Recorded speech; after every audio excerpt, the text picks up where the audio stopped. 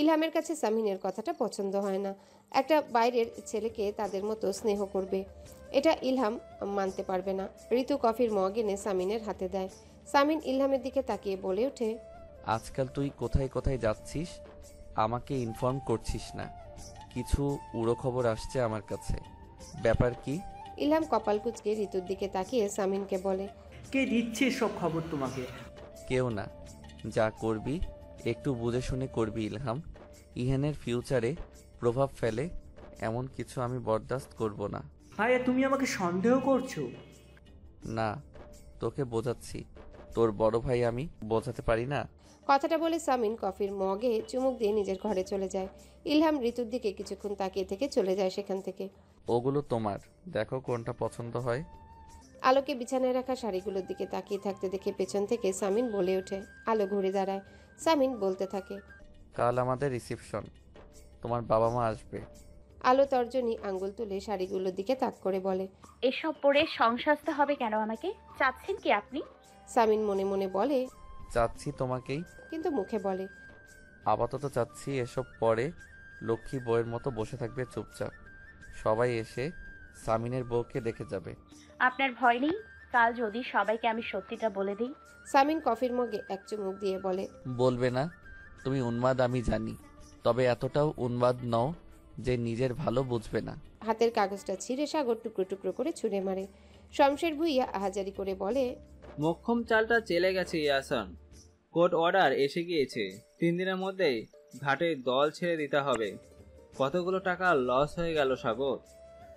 মেয়েদের ক্ষমতা দেখিয়েছে ও, ওকে আমিও আমার ক্ষমতা দেখাবো। আর আতাউরের মেয়েকে বিয়ে করেছে কেন, কিছু জানতে পারলেন? এইটা গুরু স্বাভাবিক বিয়ে না, জানে আতাউরের আলম কখনো ওর সাথে মেয়ের বিয়ে দেবে না। না, ওই মেয়ের সাথে ইয়াসিফের প্রেমেরও সম্পর্ক ছিল, তাহলে বিয়েটা কিভাবে হলো? এর মাঝে কিন্তু আছে, কাউটা খুঁজে বের করুন। ইয়াসার মির্জার সাথে আতাউর আলমের মেয়ে অদ্রিতা আলোর বিয়ে হয়েছে। খবরটা বাতাসের গতিতে ছড়িয়ে গেল সর্বত্র। আগামীকাল তাদের রিসেপশন, সবাই দুয়ে দুয়ে চার মেলানোর চেষ্টা করছে। পাড়া প্রতিবেশীরা বিভিন্ন বাহানায় বাড়িতে এসে খুঁচিয়ে খুঁচিয়ে খবর বের করার চেষ্টা করছে। সকাল থেকে আতাউর আলমের শরীরটা বেশ খারাপ, এমনিতেই মানসিক এবং শারীরিকভাবে সে দিনকে দিন বেশ ভেঙে পড়ছে। তার উপর সকাল থেকে পাড়া প্রতিবেশীর উটকো ঝামেলা আর নেওয়া যাচ্ছে না। সবাইকে সত্যিটা সে বলে দিতেই পারে, কিন্তু মেয়েটা যে এখনও ইয়াসারের কাছে। আরাম কেদারায় হাত পা এলিয়ে শুয়ে শুয়ে ছটফট করছে সে। বুকের ব্যথাটা বাড়ছে, তার সাথে হুট করেই মাথা ব্যথা হচ্ছে খুব। ঘামছে সে। একটা অনিশ্চিত জীবন আদরের মেয়েটার সামনে, অথচ সে বাবা হয়ে কিছু করতে পারছে না। একসময় নিজের জীবনের পরোয়া না করা আতাউর আলম এখন একটা দুদিনের ছেলের ইশারায় নাচছে। এর থেকে লাঞ্ছনার আর কি হতে পারে? সন্ধ্যার দিকে শারীরিক অবস্থার অবনতি দেখে একটু হাঁটাহাঁটি করতে নেমেছিল আতাউর আলম। পাড়ার বড় দোকানটার সামনে কিছু প্রতিবেশী আলো আর ইয়াসারের আলোচনায় মেতে আছে। আতাউর দূর থেকে কথাবার্তা শুনে এড়িয়ে যেতে চাইল।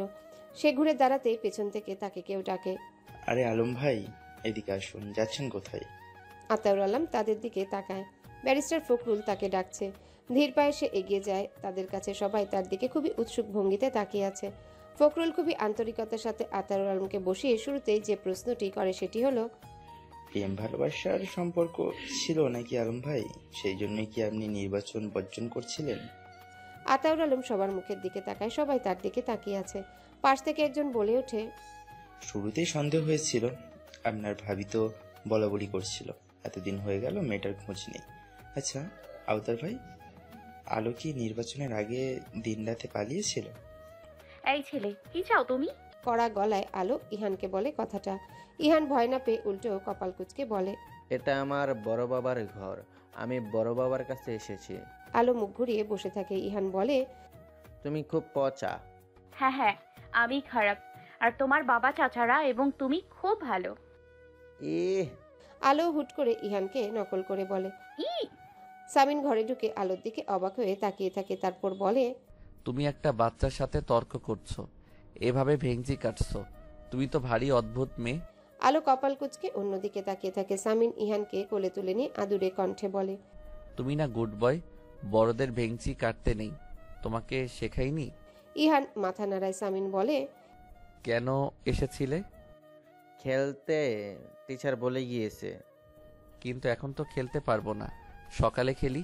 তুমি এখন যাও বাবা, মাম্মা তোমাকে ডাকছে। ইহান তার বড় বাবার কোল থেকে নেমে চলে যায়।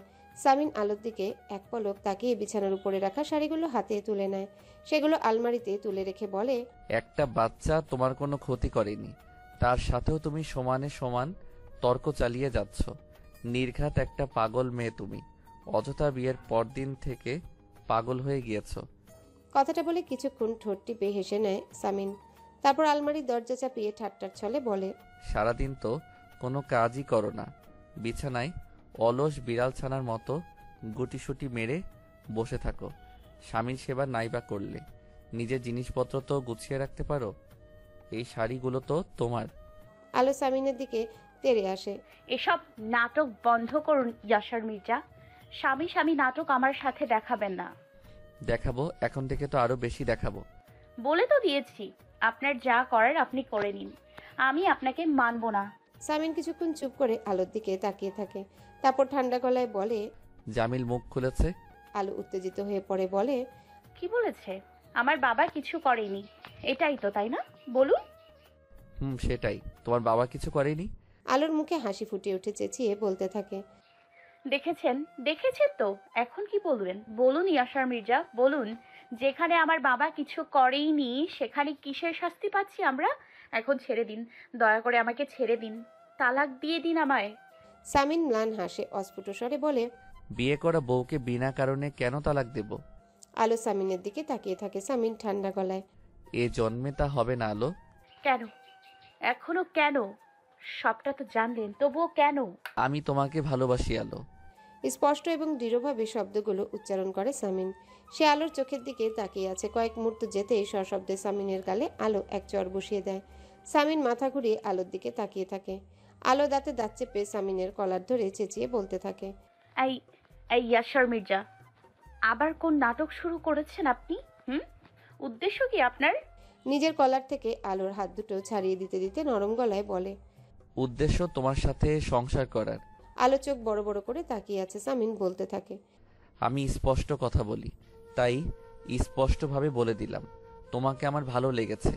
তোমার প্রতি আমার অনুভূতি জন্মেছে, যেটা দমিয়ে রাখা আমার পক্ষে সম্ভব না। বিয়েটা যেভাবেই করি না কেন, একটা স্বাভাবিক সম্পর্ক গড়তে চাই তোমার সাথে আমি। আর হ্যাঁ, ভুল করেছি আমি। স্বামী নিয়াসার ভুল করেছে, তার ভুল সে স্বীকার করে নিল।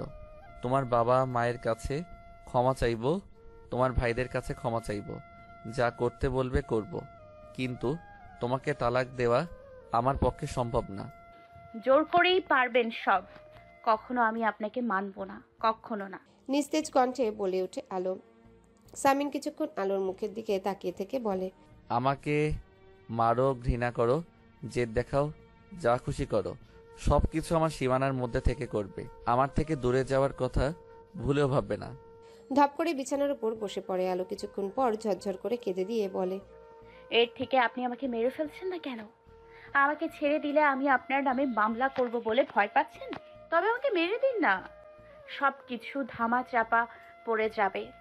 তবু এই জঘন্য খেলাটা বন্ধ করুন। কাঁদতে থাকে আলো। সামিন কয়েক মুহূর্ত আলোকে দেখে ঘর থেকে বেরিয়ে যায়। অসময়ে সামিনের নাম্বার দেখে ফুয়াদ মুখে চকারান্ত শব্দ করে। ফোনটা রিসিভ করে কানে ধরে বিরক্ত ভঙ্গিতে বলে, তুই তোর বউ, তোর রাজনীতি, তোর প্রতিশোধ ছাড়াও আমার আর একটা জীবন আছে সামিন। বাড়িতে এসেও একটু শান্তিতে থাকতে পারবো না আমি? মানুষ নিজের পায়ে নিজে কুড়াল মারে, আমি ব্যতিক্রম, তাই বিয়ে করেছি। ঠান্ডা গলায় বলে সামিন। ফুয়াদ বলে, কি হয়েছে, ঝেড়ে খাস? আমি কিছু বুঝতে পারছি না, কি করব এখন। ভালোবাসার কথা বললাম, কত নরম গলায় বললাম, চর মেরেছে, এখন কাঁদতে বসে গিয়েছে। ফুয়াদ সামিনকে বিদ্রুপ করে বলে, তো তুই আমাকে ফোন দিচ্ছিস কেন? তুই তো ইয়াসার মির্জা, যার কাছে স্ত্রী কেবল বিছানার সৌন্দর্য। সে কেন স্ত্রীর চর হজম করে নেবে? ওকেও চর মার, জোর জবরদস্তি কর। কত বড় সাহস ওর! তোকে ভালোবাসবে না, ইয়াসার মির্জাকে ভালোবাসবে না, ওর হাত পা বেঁধে মার, চর মেরে ওর মুখ থেকে ভালোবাসি কথাটা বের কর। ফুয়াদ রাগে কাঁপতে থাকে। কথাটা বলে সামিন নিস্তেজ কণ্ঠে বলে, বাজে না বকে কিছু একটা সাজেশন দে ভাই, আমি পুরো এলোমেলো হয়ে আছি। তুই মর। ফুয়াদ ফোন কেটে দেয়। সামিন চুপচাপ নিচতলার বারান্দায় দাঁড়িয়ে থাকে। কিছু সময় যেতেই তার কাছে রনির ফোন আসে। সামিন ফোনটা রিসিভ করে কানে ধরে। ঘরের বাইরে থেকে ঈশিতা উকি দেয়। আলো হাঁটুতে মাথা ঠেকিয়ে কাঁদছে। ঈশিতা কিছুক্ষণ বাইরে দাঁড়িয়ে থেকে ঘরের ভেতর ঢোকে। আলোর পাশে বসে আলোর মাথায় হাত রাখে। কান্না থামে আলো তাকায়। ঈশিতা কোনো কথা বলে না। আলো চোখের পানি মুছে, তারপর ধরা গলায় বলে, আপনার ভাইকে বলুন আমায় মেরে ফেলতে, দোহাই লাগে আপনার। ঈশিতা কিছু বলতে যাবে তখনই সামিন হন্তদন্ত হয়ে দরজা ঠেলে ভেতরে ঢুকে আলোর দিকে কয়েক মুহূর্ত তাকিয়ে থেকে বলে, তুমি আমার সাথে চলো আলো, তোমার বাবা একটু অসুস্থ। ড্রাইভ করতে করতে সামিন আর চোখে আলোকে দেখে। শাড়ির আঁচল মুখে চেপে ধরে অঝোর ধারায় কাঁদছে আলো। বেশ মায়া হচ্ছে আলোর প্রতি সামিনের, সেই সাথে বুকে সূক্ষ্ম যন্ত্রণা হচ্ছে তার। আলোর এই কান্না তো তার কারণেই। কিছুক্ষণ আলোর দিকে তাকিয়ে থেকে গাড়িটা হঠাৎ থামিয়ে দেয়। সে আলো কেঁদেই যাচ্ছে।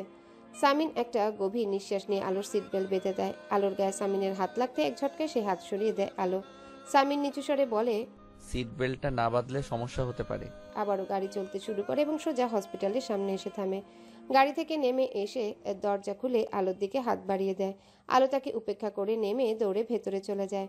সামিন ধীর পায়ে তার পিছু পিছু যায়। করিডোরে মাকে দাঁড়িয়ে থাকতে দেখে মায়ের গায়ে হুমড়ি খেয়ে পড়ে আলো। আজানায়াত এসে আলোকে ধরে। রেহানা দীর্ঘদিন পর মেয়েকে দেখেও তাকে বুকে টেনে নেয় না, মেয়ের মুখের দিকে তাকিয়ে থাকে শুধু। আলো কান্নাটাকে নিয়ন্ত্রণ করে কাঁপা কাঁপা গলায় বলে, কিভাবে হলো আম্মু এসব? কারণ উপরওয়ালার ইচ্ছা। ধরা গলায় জবাব দেয় রেহানা। খুবই ক্লান্ত এবং বিধ্বস্ত লাগছে তাকে। সামিন ধীর পায়ে হেঁটে করিডোরে এসে দাঁড়ায়। তার মুখটা খুবই শুকনা দেখাচ্ছে। রেহানা সামিনের দিকে কয়েক পলক তাকিয়ে থেকে তার দিকে এগিয়ে যায়।